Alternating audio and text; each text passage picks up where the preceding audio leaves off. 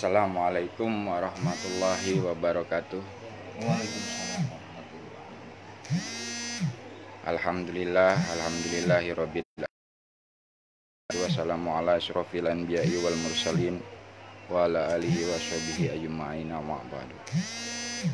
Pertama-tama saya panjatkan puji syukur kepada hadirat Allah Subhanahu wa taala yang telah memberikan iman, Islam, ihsan dan keistiqomahan kepada kita kumpul di tempat ini untuk melakukan zikir nafas dan diskusi tentang sadar Allah. Selawat serta salam kita curahkan kepada Habibana wa Nabiyana Muhammad sallallahu alaihi wasallam. Mudah-mudahan kita ini sebagai umatnya yang selalu menjalankan ajaran-ajaran beliau sampai yaumil akhir nanti. Pada kesempatan malam ini alhamdulillah ada sahabat-sahabat yang memang diperjalankan oleh Allah datang di tempat ini. Nah, dari sini dulu, ini ada Bang Rudi, alhamdulillah Bang Rudi. Ada Bang siapa Bang? Safarudin. Bang Safarudin. Ada Pak siapa Pak? Ya, saya juga.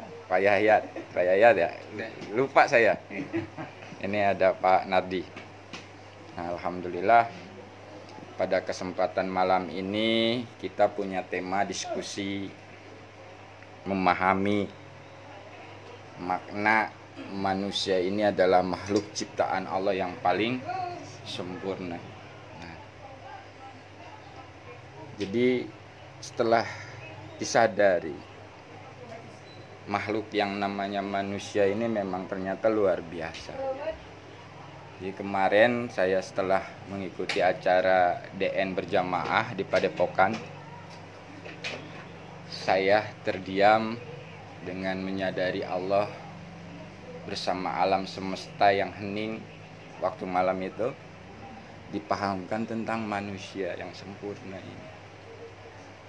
Jadi manusia ini saking sempurnanya, manusia ini ada yang bisa menjadi Tuhan, ada yang bisa jadi malaikat, ada yang bisa jadi nabi, rasul, jadi wali, jadi iblis, jadi hewan, jadi alam semesta. Nah, itulah kesempurnaannya manusia.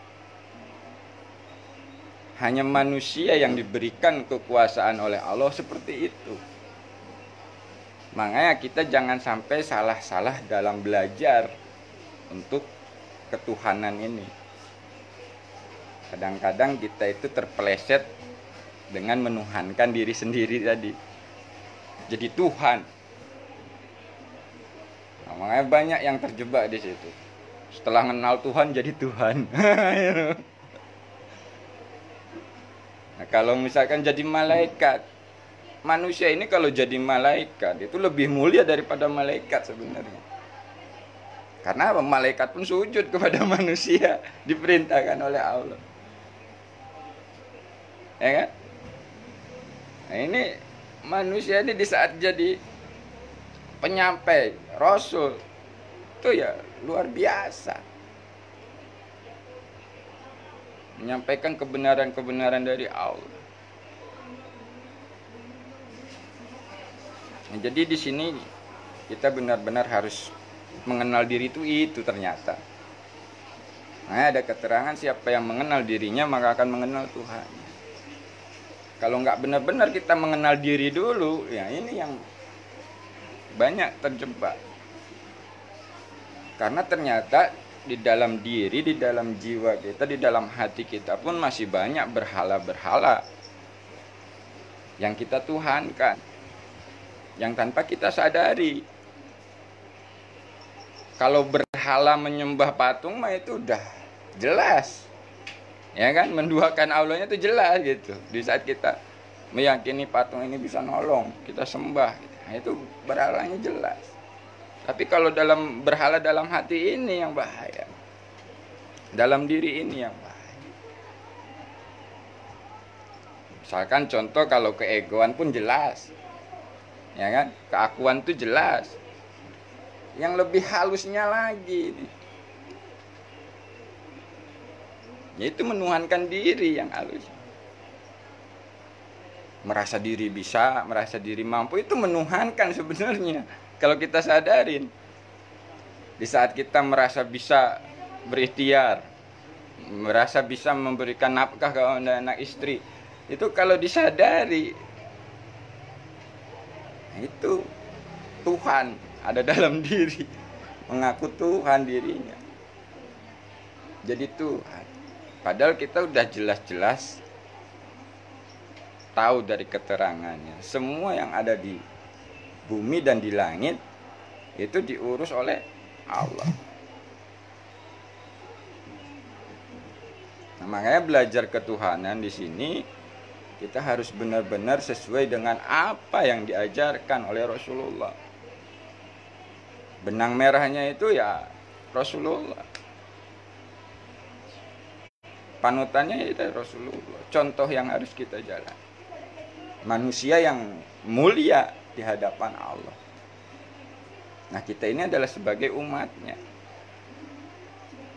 Makanya kadang-kadang kalau nggak sadar kita ini sebagai manusia ciptaan Allah yang paling mulia, ya kan? Ngeluh mulu dalam hidup. Itulah.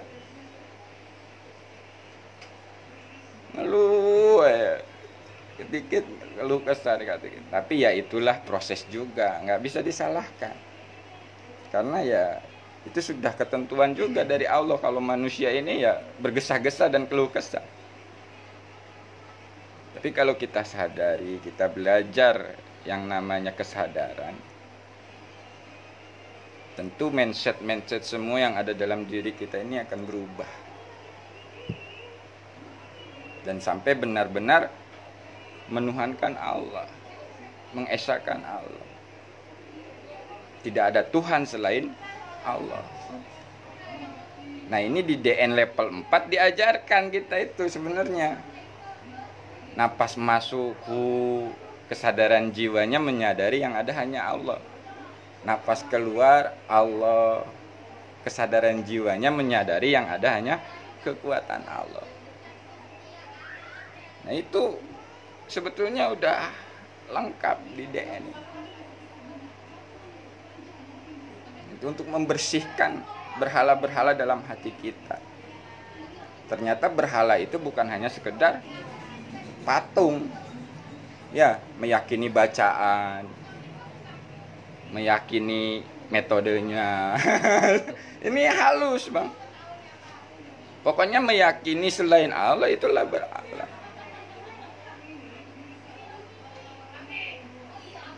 Nah, ini banyak orang yang masih terjebak. Tapi ya nggak menyalahkan. Namanya belajar ya pasti harus ngalamin. Karena ya sebelum dipahamkan tentang ini pun saya ngalamin juga. Menyembah berhala-berhala dalam diri. Menyembah kemampuan, ilmu, menyembah uang, menyembah jabatan, menyembah. Itu udah dialami. Nah, begitu disadarkan baru kita, oh ternyata kan gitu. Belum menuhankan Allah. Kan gitu. Masih banyak Tuhan-Tuhan selain Allah di dalam diri kita. Makanya bersyukurlah. Kita sekarang mulai untuk selalu bersyukur kepada Allah. Karena kita diciptakan sebagai manusia, makhluk yang sempurna. Ya, tadi alam semesta aja nggak kuat nerima amal. Yang bisa nerima ya manusia ini. Nah, dalam aplikasi kita itu kan masing-masing, ya Bang ya. Nah, kayak Abang tadi, begitu saya nyadarin Allah di tengah lautan, tiba-tiba begini, begitu. Banyak pembelajaran yang Allah kasih. Nah, itulah cara Allah memberikan pemahaman. Cuman selama ini kan kita nggak sadari itu.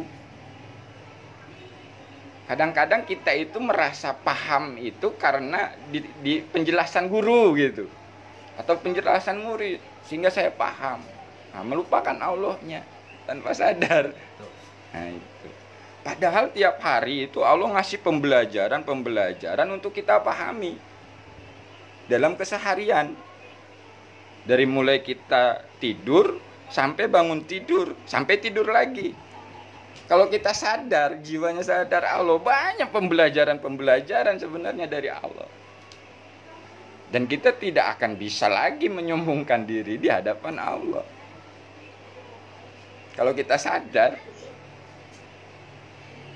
selama ini kita belajar ketuhanan, ya kan? Sono kemari udah semua keilmuan dicoba ibaratnya kan gitu. Tetap aja kagak menuhankan Allah dalam kehidupan. Karena masih dicari terus. Tapi begitu disadari Allah yang dekat, Allah yang laisa kamitslihi syai'un, Allah yang maha segalanya, Allah yang maha ngatur, Allah yang maha kaya, Allah yang maha kuasa, Allah yang maha penolong. Sadar kita ke situ, ya sudah, tinggal diam, sadari, jalanin hidup ini. Nggak ribet, nggak repot sebenarnya. Jujur aja bang. Ini jujur ya, kita jujur. Masih cari-cari pertolongan Allah nggak kita? Masih kan? Nah karena itu mencari. Coba sadarin.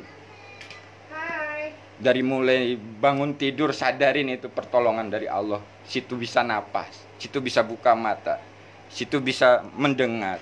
Itu semua pertolongan. Kalau nggak pertolongan Allah, nggak bisa gitu. Nggak bakalan cari-cari lagi. Kalau kita sadari. Kenapa kita itu masih mencari? Karena kita tidak mau menyadari tadi. Allah itu dekat. Kasih sayang Allah. Perhatian Allah, jaminan Allah, semuanya itu sebenarnya kalau disadari dari mulai bangun tidur, semua itu kasih sayangnya apa? Itu dibangunkan lagi. Pas lagi itu pun kasih sayang.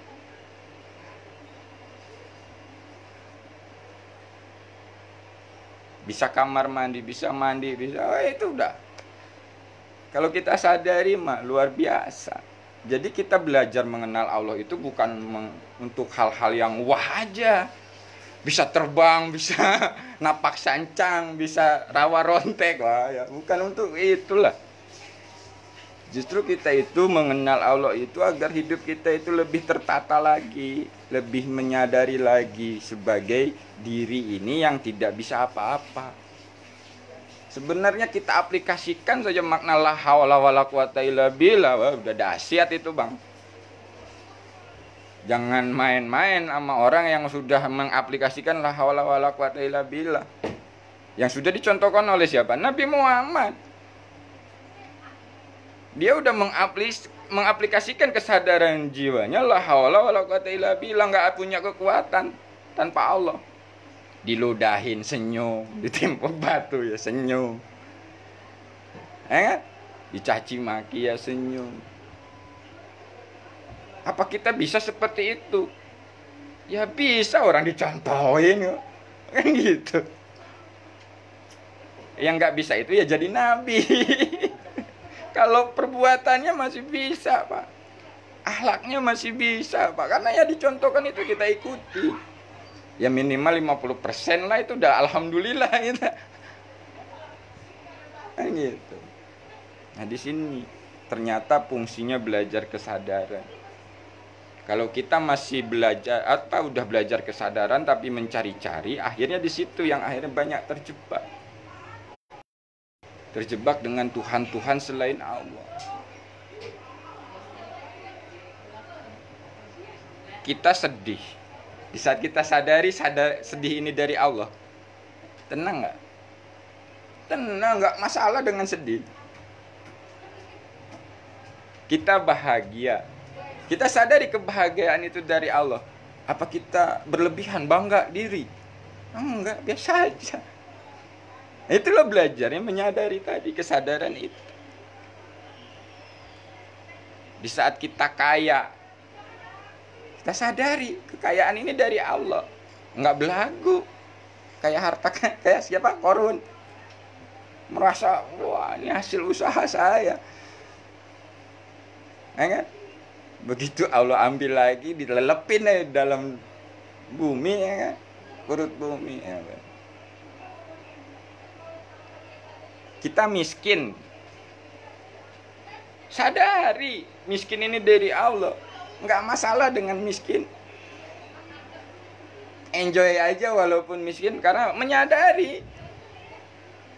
Kalau sudah menyadari otomatis nerima nggak? Nerima, Pak. Kalau udah nerima pasti bersyukur nggak? Bersyukur. Kalau udah bersyukur pasti yakin nggak? Yakin. Dengan kebesaran Allah.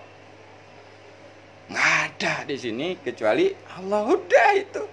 Makanya kenapa kita belajar ke Pak Pur itu cuma satu, lurus ke Allah, lurus ke Allah. Kalau yang masih senang dengan kesaktian, senang dengan jampi-jampi, senang dengan yang wah-wah, oh, nggak cocok, Pak. 2 kali 3 kali keluar udah. Sampai saya pernah, Pak, datang teman ke sini nanyain masalah, saya suruh ke Allah, ke Allah. Wah, percuma ngobrol sama si Yusuf, jawabannya cuma Allah Allah doang. Coba. Ya karena saya sadar saya nggak bisa nolong sampean.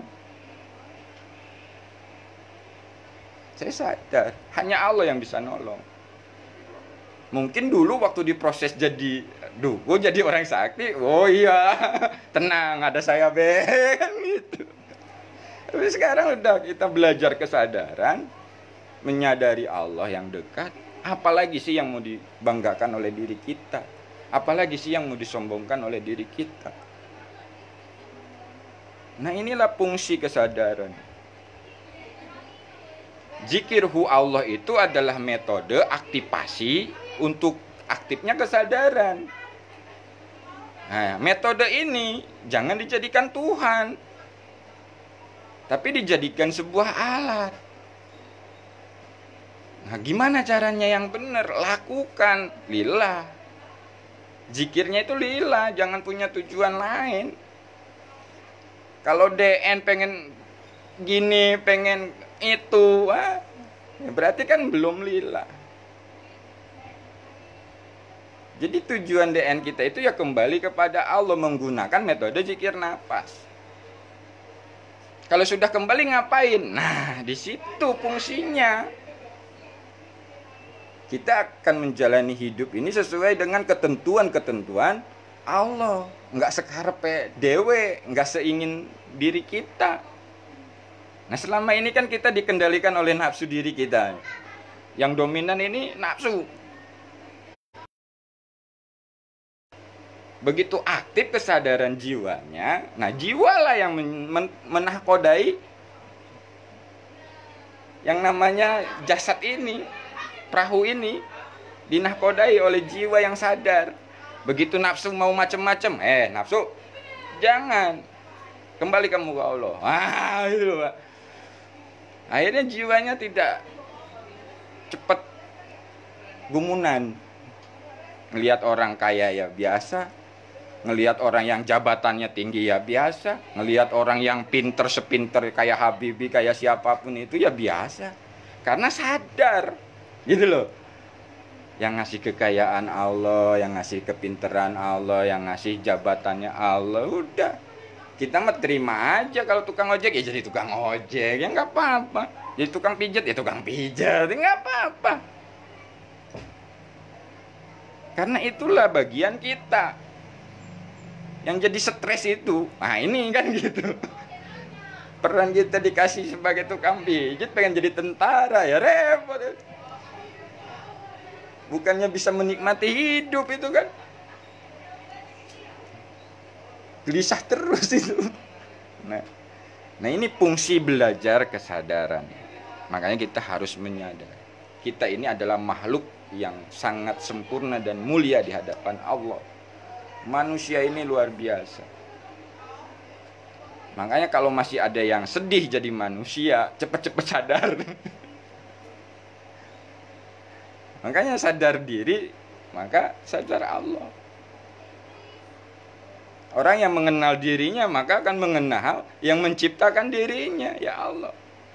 Kalau sudah mengenal Allah, dirinya itu mah ada, sudah tinggal nyaksiin doang kebesarannya, kemahannya, kekuasaannya.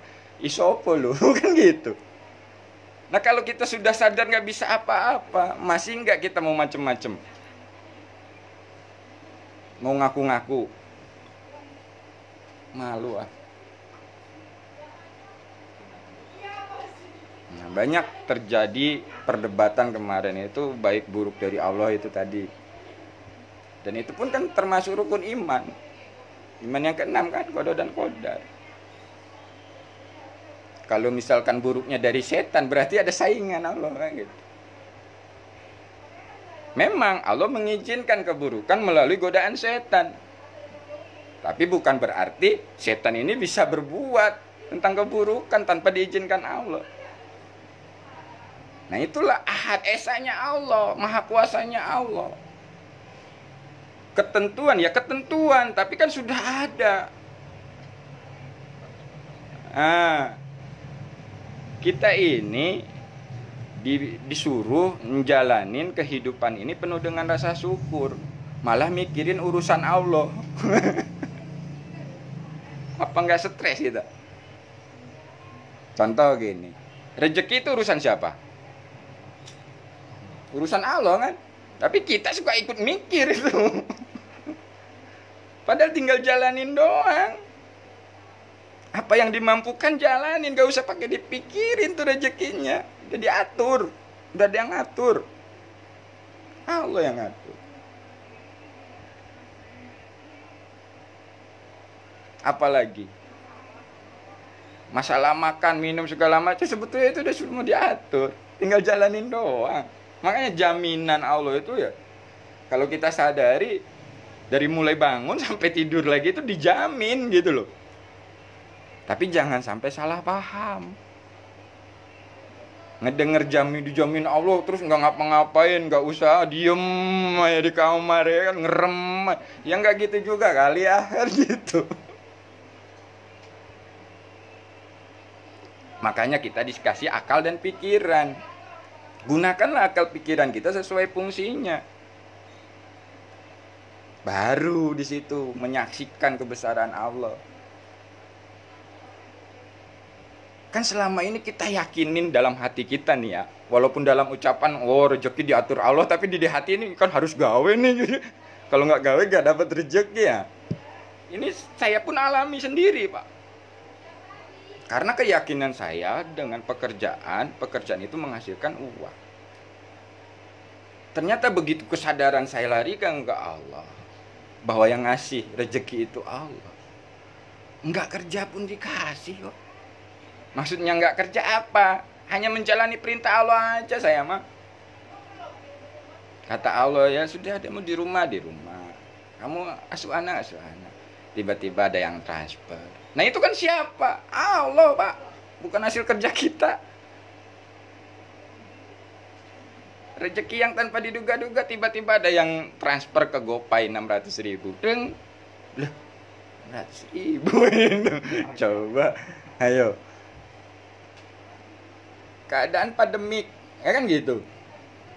Kalau saya kan memang bukan pekerja yang istilahnya punya jam kerja waktu gitu loh. Saya belajar berusaha untuk bekerja kepada Allah. Ini belajar ya Pak, bukan berarti mampu. Saya belajar juga, belajar bekerja kepada Allah. Apapun yang saya lakukan ini salah satu bukti ya saya kerja kepada Allah. Terserah Allah yang bayar nanti. Yang penting ada perintah suruh gini, suruh gitu ya dijalanin. Dengan kesadaran. Menyadari ya dalam bekerjanya itu pun dimampukan kita. Pernah nggak kita menyadari di saat kita kerja, menyadari bahwa kerja ini dimampukan Allah? Kadang-kadang kan di situ lupanya kita. Kita seringnya apa? Ya kerja ini usahanya saya, kan gitu. Mampunya saya, tenaganya saya. Padahal kalau nggak dimampukan Allah, nggak bisa kerja. Ada yang sombong, dengan sombongnya punya jabatan, punya kekayaan. Dikasih, cabut nikmat kaki tangannya doang sebelah nih, setruk sama Allah, dut aja. Nggak bisa apa-apa Pak. Hartanya aja nggak bisa nolong Pak. Jabatannya nggak bisa nolong. Itu sering saya saksikan. sebagai bukti nyata di saat Allah berkehendak. Oh gini Allah di saat berkehendak. Allah pun juga tidak bisa dibatasi dengan orang ini bisa kayanya itu bisa dadakan, Pak.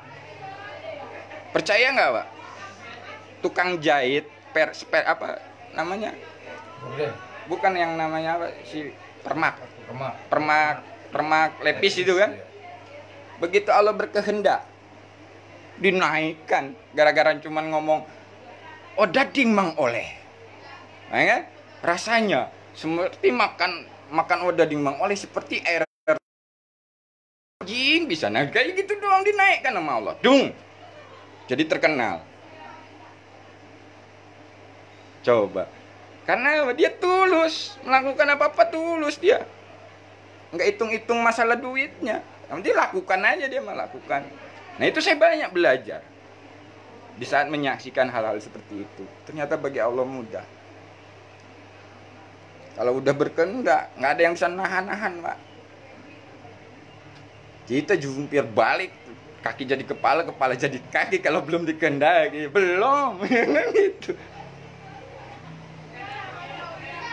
Situ kita harus pakai kesadaran. Nah, itulah fungsinya kita belajar kesadaran. Jadi belajar sadar Allah itu bukan untuk kita jadi sakti, kita jadi hebat, kita jadi Tuhan, kita jadi ini, jadi itu. Enggak, Pak. Tapi menjadi apa? Hamba tadi yang taat kepada Tuhannya. Kalau udah taat, Pak, apapun ya ibadah di hadapannya. Jadi bukan sholat doang. Situ kerja pun jadi ibadah. Situ tidur pun jadi ibadah. Situ ngobrol pun jadi ibadah. Kalau sudah taat, sadar. Itu sadar Allah tadi.